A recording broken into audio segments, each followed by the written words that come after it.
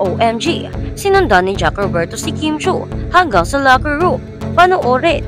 Kung bago ka lang sa channel na ito, huwag kalimutang mag-like, share, comment, and subscribe. Sa mundo ng showbiz palaging may mga usap-usapan at kontrobersya na hindi maiiwasan. Ngunit ang pinakahuling kaganapan na kumalat sa social media ay tumutok sa dalawang kilalang personalidad, si Jack Roberto at Kim Chiu. Nako, hindi inaasahan ng mga fans na mapapanood nila ang isang eksena na nagpatok sa mga mata ng netizens. Tinutukoy natin ang isang video kung saan sinundan ni Jack Roberto si Kim Chiu hanggang sa locker room. Ano ang naganap? Ang pangyayari ay naganap sa isang popular na event na pinuntahan ni Kim Chiu at ng kanyang co-actor na si Jack Roberto. Habang abala ang mga tao sa loob ng venue, may ganaganap na kakaibang sitwasyon na nagbigay ng matinding kilig at intregang hatid sa fans. Sa isang hindi inaasahang pagkakataon, nasaksihan ng ilang tao sa lugar na tila paglapit ni Jack kay Kim at sa isang iglap, makikita siya na sinusundan ang aktres hanggang sa locker room. Bilang isang kilalang personalidad si Kim Chiu ay laging may mga tanan nakatutok sa kanya, kaya naman ang bawat galaw niya ay laging minamataan. Ngunit ang aksyon na ito ni Jack Roberto ay hindi maiwasang magbigay ng espekulasyon sa mga fans. Ano kaya ang dahilan ng kanyang biglaang desisyon na sundan si Kim sa locker room? Ang mga kuha mula sa video ay mabilis na kumalat online at naging viral ang mga netizens ay agad na nagbigay ng kanilang mga reaksyon. Naging mainit ang usap-usapan sa social media platforms at ang mga fans ay hindi mapigilan ang kanilang mga emosyon. Ang video bagaman hindi mahaba ang eksena ay sapat na para magbigay ng intrigang tinatawag nilang OMG moments. Kaya naman, kung ikaw ay isa sa mga curious na tao, panoorin ang video. Ngayon, ang kasalukuyang ugnayan ni Jack Roberto at Kim Chiu ay nagsimula pa lamang kamakailan sa isang proyekto na kanilang pinagsamahan. Pareho silang mga artista sa GMA Network at naging malapit ang kanilang relasyon bilang magka-workmate. Hindi lingid sa publiko ang pagiging magaan ni Kim at Jack sa isa't isa, kaya naman hindi maiiwasan na magbigay ito ng pagdududa sa kanilang tunay na relasyon. Habang si Kim Chiu ay isa sa mga pinakasikat na aktres sa industriya ng showbiz, si Jack naman ay patuloy na nagpapakita ng kanyang husay sa kanyang mga proyekto sa telebisyon at pelikula. Pareho silang may mga malalaking tagahanga, kaya naman ang kanilang mga galaw ay laging sinusubaybayan. Ang locker room, bakit malaga ito? Ang locker room ay isang lugar na karaniwang hindi makikita ng mga fans, isang pribadong bahagi ng mga events kung saan ang mga artista o atleta ay makakapag-ayos, magpahinga o maghanda bago ang kanilang susunod na performance. Kaya naman, kapag ang isang artista tulad ni Kim Chiu ay pinili na mapunta sa isang locker room, ito ay isang eksklusibong lugar na tanging ang mga malalapit na tao lamang ang may access. Ang pagkakaroon ng pagkakataon na sundan ni Jack si Kim sa nasabing lugar ay nagbigay ng maraming katanungan sa mga fans. Bakit niya ito ginawa? May ibang layunin ba siya o ito ay isang aksidente lamang? Ang mga tanong na ito ay patuloy na umiikot sa isip ng mga tao. Kaya naman naging usap-usapan ng insidente. Hindi nakaligtas sa mga netizens ang kaganapang ito at agad itong nagbigay ng kanilang mga reaksyon. Ang bawat isa ay may kanya-kanyang opinyon tungkol sa nangyari. Ang iba ay natuwa at nagbigay ng suporta kay Jack. Sinasabing magaan lang ang pakikutungo nila ni Kim, kaya hindi ito dapat gawing issue. Ngunit may mga ilan din nagsabi na ito ay labis na nakakagulat at maaaring magbigay ng maling interpretasyon sa kanilang relasyon. Ayon sa ilang netizens, ang pagsunod ni Jack sa locker room ay hindi nararapat at maaaring magbigay ng maling mensahe sa publiko. Marami ang nagtatanong kung paano magre-react si Kim Chiu sa mga paratang at spekulasyon na ito, habang may mga fans na nagpo-post ng kanilang support para kay Jack.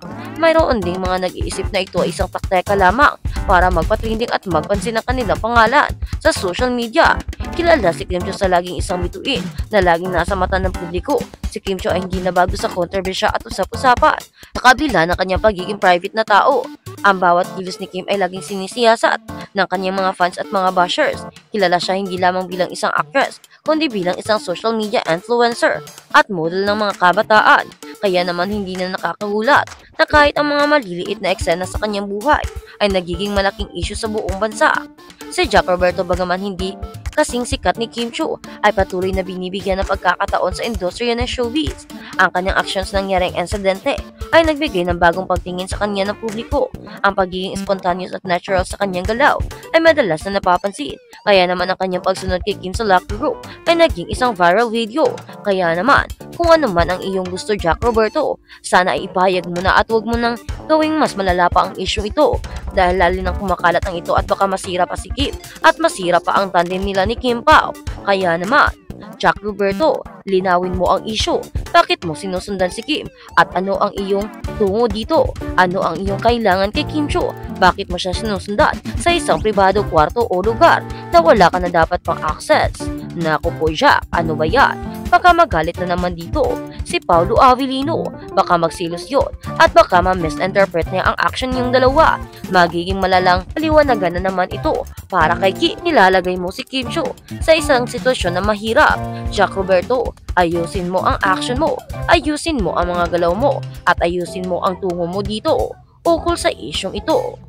At sa kabilang balita, Kim Chiu inasar ni Darren Espanto sa dengue. Talaga nga namang makulit ang friendship ng mag-bestie na sina Kim Chiu at Darren Espanto. Hindi kasi napigilan ni Darren na magkomento sa Instagram post ni Kim. Ibinahagi ng actress sa IG ang kanyang OOTD na denim pants at denim top na nagpapaangat ng kanyang aura na pambagets. Wrapped in denim, cast by the blues and chasing butterflies into a brand new day. Soft souls, wild hearts, and embracing endless possibilities. Saad pa ng aktres. Pumirit naman si Darren ng denim with letter D, like the word dengue. Ito ay matapos maaksidenteng nabuking ni Kim na nagka-dengue si Vice Ganda. At sinabi naman ni Darren na nagpang-group chat lang nila ang tungkol dito. Nag-reply naman si Kim ng, "Hoy, ano yun?" Naaliw naman ang mga netizens sa pang-aasar ni Darren sa kanyang bestie. Samantala, pinusuan at pinori naman ng mga funny ang pag-aral ni Kim sa suot ng kanyang magandang outfit. At ayun na nga, marami sa mga netizens ang nagbigay ng kanilang mga espekulasyon at haka-haka ukol nga sa kanilang pagiging close ni Darren at Jack. Kaya naman ang sabi ng mga tao, kung si Darren man ay hindi sila bagay dahil napakabata pa ni Kimi at magkapatid lang ang turingan nilang dalawa. Si Jack Roberto naman, ito ang malala dahil hindi sila mag-close ni Kim Chiu at hindi sila magkasama sa mga pelikula. Kaya ang tanong, bakit siya lumalapit kay Kim Chiu? Bakit niya ito sinusundan? Asan ba si Paulo Avellino? Wala ba siya dito? Bakit niya hinahayaan si Kim na mag-isa? Tingnan mo naman, meron namang isang sumusunod sa kanya. Talaga namang grabe ang karisma ni Kim Chiu na lahat ng mga gusto ay talagang napapasunod sa kanya. Yung mga tao na isang tingin mo lang sa kanya ay nako, parang gusto mo na talagang ligawan. Isa na siguro dito si Jack Roberto, kaya niya sinusundan si Kimi. Baka may gustong aminin o baka may gustong sabihin. Naku po, Paulo Avellino, bantayan mo na talaga si Kimi dahil ang daming sumusunod, ang daming gustong manligaw. Ano ba? Aminin niyo na kasi ang relasyon niyo, kaya marami ang sumusugap at marami ang pumupunta at nanggugulo ay dahil hindi niyo naman kasi inaamin kung ano talaga ang totoong relasyon ninyo, kung ano ba talaga kayo, ano ba talaga ang label nyo. Naku po, Coco Kim Chiu, aminin nyo na. Naku po, Paulo, aminin nyo ng dalawa, baka ano pa ang mangyari. Naku po, baka maunahan ka pa ng mga taong ito tulad ni Jack Roberto.